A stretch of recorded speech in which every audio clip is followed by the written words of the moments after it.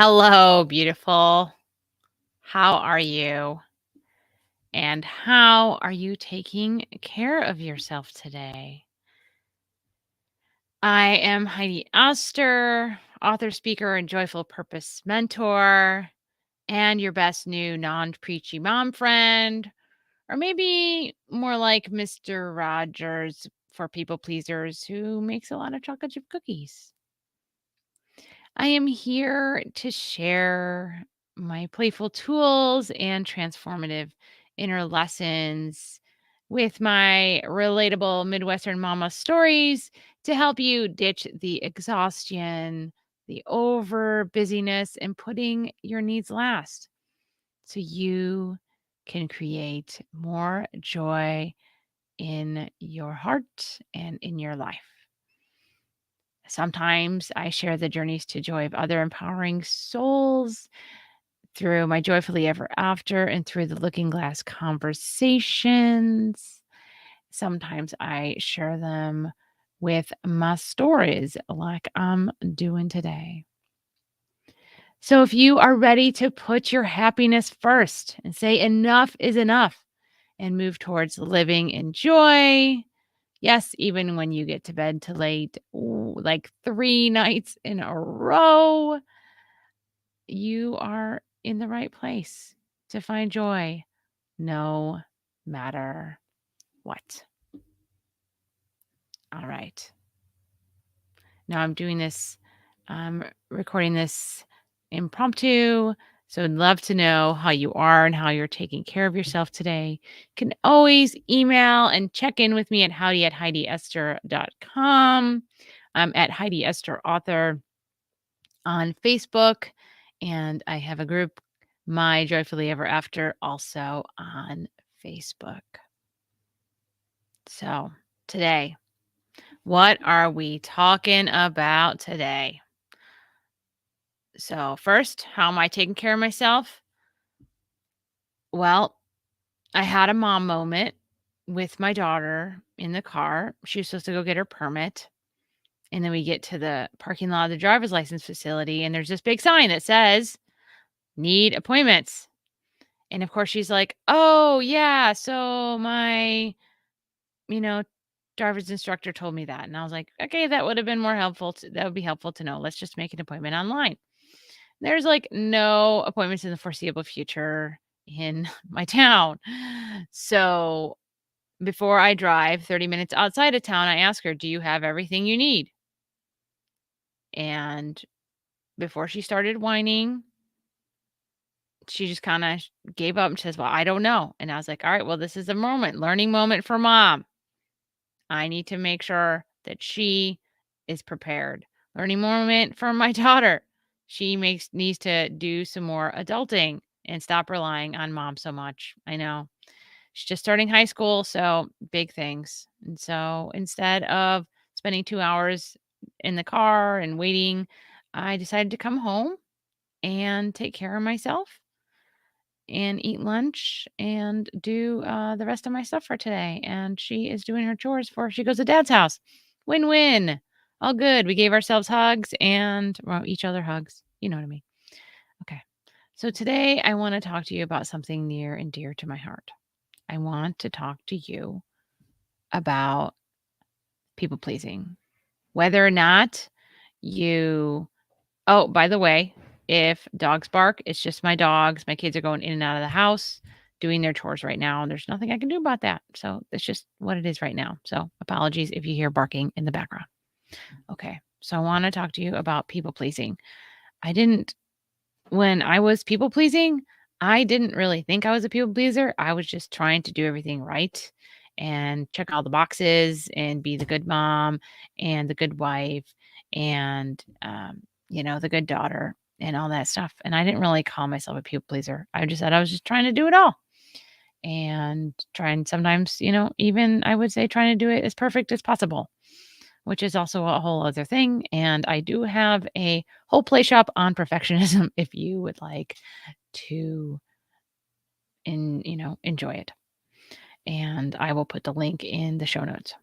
So I am going to take a pause here and make sure my son is not playing video games. Hey, sweetie, can you go upstairs for a little bit? I'm live online right now. Thank you.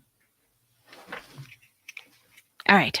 So apparently my son is done with his outside duties and he was going to come downstairs, but he can come back downstairs in about 10 minutes or 15 minutes when I'm done. Okay. So people pleasing. Yep. So I want you to just kind of listen to this story from my life and see if you can relate to any and all of it. Okay. It's called Dear Santa, No More People Pleasing. Picture a mom with 2 toddlers in the suburbs of anywhere America the first week of December. Well, basically mostly me. The sleigh bells slam against the front door. My kids left and I couldn't. But the train in my head is going full tilt, even though I can't move in bed. I hate cutout cookies, but it's just not Christmas without them. But they take so much time. And the kids will want to decorate, which means I need to buy twice as many sprinkles and at least twice as much time. There's a Friday Foncers in the We Love Music holiday celebration. Ooh, which reminds me I need to hem Jonathan's corduroy pants. I knew I wouldn't be able to lose you completely, sewing machine. When are they having that holiday potluck at church? I need to figure out how to bring something gluten-free because like half the people there are gluten-free, but I don't even know what kind of grains people grind into flour to make gluten-free anything. Are chips and salsa gluten-free? That's not very festive, but maybe I can find red and green chips. Oh, are people allergic to red number 5? Is that a thing? People are allergic to so much these days. But why does my mom group have a cookie exchange? How come we can't have like an alcohol exchange or maybe a group nap or at least a group hug? That would be the best. What mom needs more cookies? You know what we need? Before my brain continues, sharp hammers of pain pierce my eye socket, silencing all within, like 7 evil dwarves, all taking turns with their picks. I push away a discarded cold rag. My body shivers cold, covered in blankets. A couple minutes prior, it was uncovered, covered in sweat. A couple minutes before that, it was laying on the bathroom floor, gripping the toilet like a safety bar on a roller coaster. Migraines. I get them all the time, especially around the C word. Oh, sorry. I mean Christmas. This is my 3rd migraine in as many weeks. You think I have brain cancer? I did too. But I got my head examined a while back. All my lobes and nodes are normal, at least according to the doctors. But migraines aren't the worst and the weirdest thing going on with me. The weird thing? I don't necessarily feel bad for missing the party. Since becoming a mom, I consider migraines my vacation days. I don't mind one whole painful day in bed. It's not like I invite migraines in or anything, though. But people don't ask for help for someone with a migraine. It kind of feels like a vacation. Well, without the vacation part. After 2 rounds in the bathroom and a few hours nap and meds that never work, I wake up with an image in my head to accompany the 7 evil dwarves. My mom. She's younger than me, or at least she hides it better than I do. Fully dressed in a homemade elf outfit, green tunic with squiggly edging and red tights. Pointy green felt hat complete with one tiny, shiny golden bell angled perfectly from the top. Her hand casually placed on her slender waist. Red lipstick, Farrah Fawcett blonde hair. Room mom extraordinaire. The worst is feeling my mom would have sucked it up and gone to that holiday party with my kids, and I couldn't. Feel like I'm not getting it done, no matter how much I do. Then my brain train starts chugging along again. Oh God, is this my husband's holiday party this weekend? I need to drop off his suit. Oh shit, none of my pre-child dress clothes fit anymore. I need to stop biting my cuticles or I won't have anything to paint. I wonder if we have any goldfish left at home or maybe a stray jar of baby wieners. The kids totally love them. So do I. And they'll be totally fine in the stroller while I'm at the mall. What a great source of protein. And I'm only halfway done with my 200-page extended family Shutterfly album. People are counting on me. The pain worsens. I make my way to the bathroom like a blind woman to get a cold washcloth and have a moment with the toilet. I try and erase the perfect mom at Christmas picture so I can enjoy the rest of my migraine vacation. I shortly pass out, dreaming of cold, quiet walks in the January sun, staring at an empty sky of no to-do lists. A decade later, my Christmas seasons now are full of unbusy. My nights are spent walking to go see lights or cuddled on the couch with a heartwarming movie. Gifts from my family are handwritten notes in the tree. Sometimes I make my friends friendship bracelets. Instead of the gifts and migraines, I write bad poetry to God, snuggled in a blanket under my Christmas tree. And I remember to sleep and eat.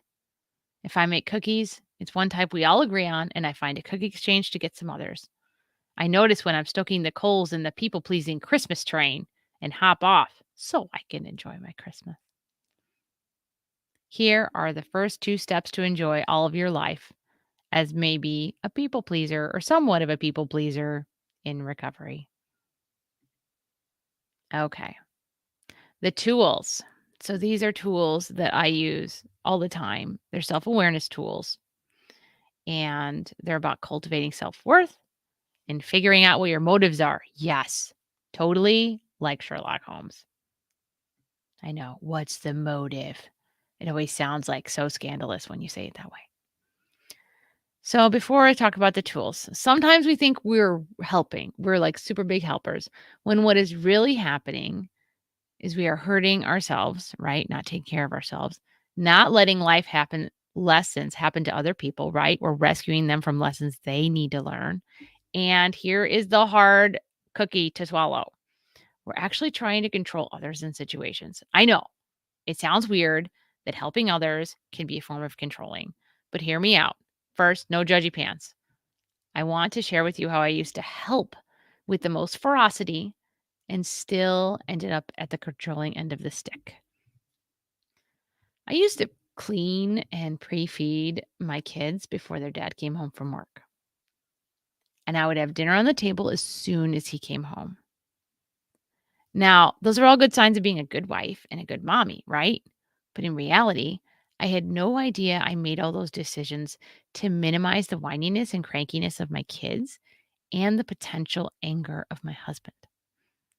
Yes, my actions were trying to control their behavior, right? And their emotions.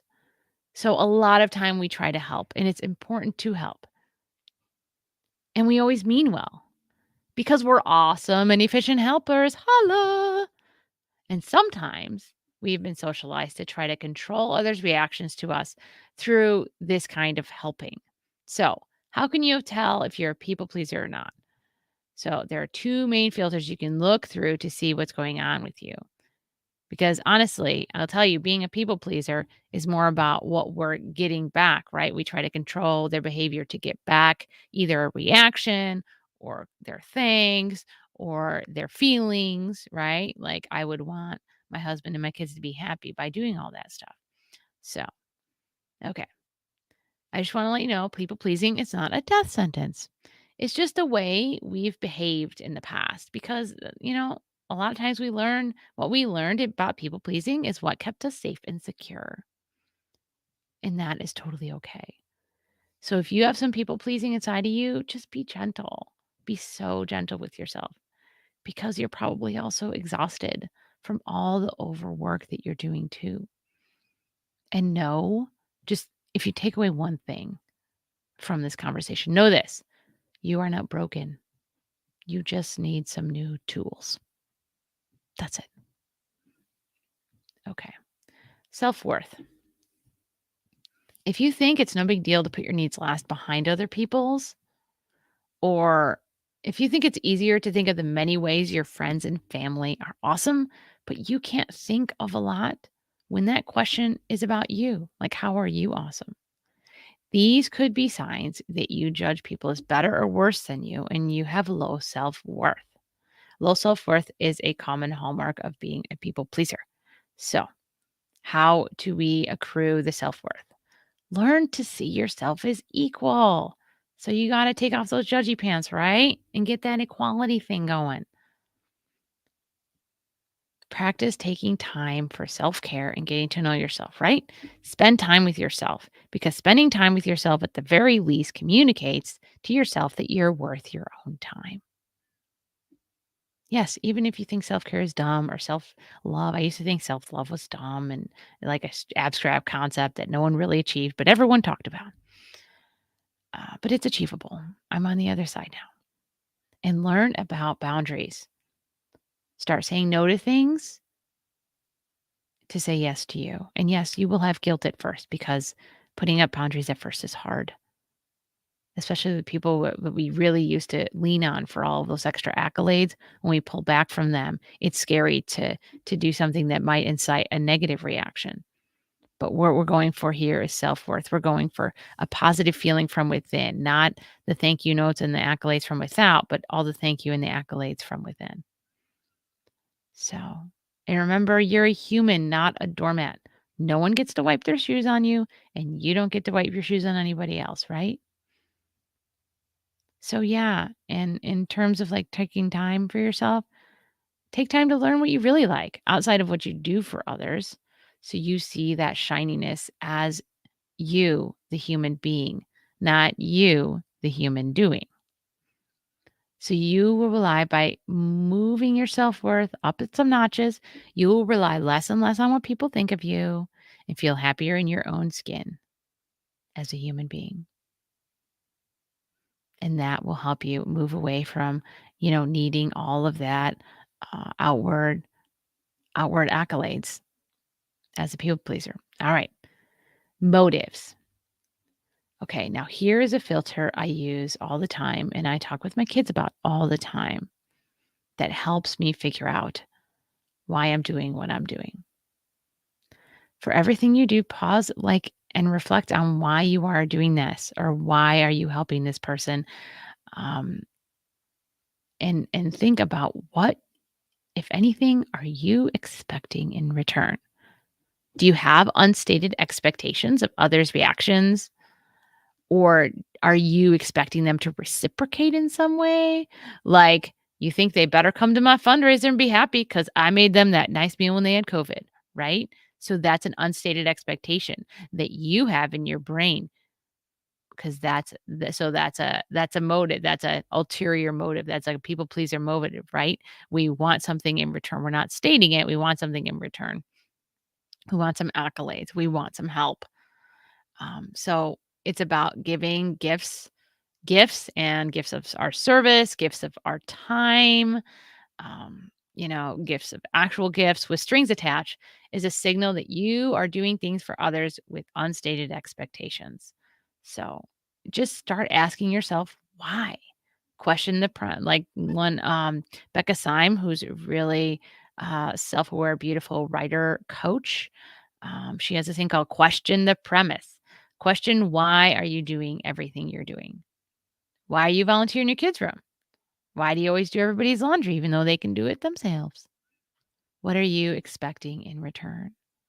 So, to kind of break free from all these ulterior motives, you can state to people, you can say, "I'm going to do this and I expect you to do that," or "I would like you to do that. Is that okay?" Right? And so it puts you both on the same time frame. So you're equally sharing. Like I have a friend right now who's an amazing budding astrologer and she and I talk and we share our skills back and forth. She's like, "Oh, I'm going to help you figure out this and I'm going to do reading this way. And then you can help me figure out my relationship over here." And so we kind of trade our own services, right? But it's above the board, right? There are no ulterior motives. Like I'm not walking around like, "Oh, I'm so glad I have an astrologer friend and, she's going to give me readings. I'm going to figure out how to get readings from her or something like that." So, in the household, that is very tricky when you're a head of a household and you're in charge of, cleaning everything and making sure everything's copacetic. Get things out in the open about what you expect from your spouse, what you expect out of your kids. I know there's a beautiful deck of cards called the Fair Play deck that you can use to kind of get out all the different household tasks in the open. So, yeah, make sure everything you do doesn't have these invisible strings attached that you're not expecting. So you grow that self-worth from within, right? And you let go of those expectations from others, right? You give with unattachment. You give in love. You just give your love freely. It'll help you grow into someone who's puts their happiness first, who pleases themselves. So, all right. So people pleasing is a journey and it's not a destination, unfortunately. But fortunately, with an increase in self awareness about who you are and why you are helping, and you'll be well on the road to loving yourself and building happier relationships. So, here is a bonus gift for you. If you want to work on finding more peace and happiness in your life and stepping away from the people pleasing for good, I got 5 steps that can take that are powerful steps that can take you there. And you can just go to HeidiEsther.com/Dear Santa. All right. So get your free tools at HeidiEsther.com/Dear Santa. Wishing you love, light, and laughter. Until next time, I'm Heidi Esther.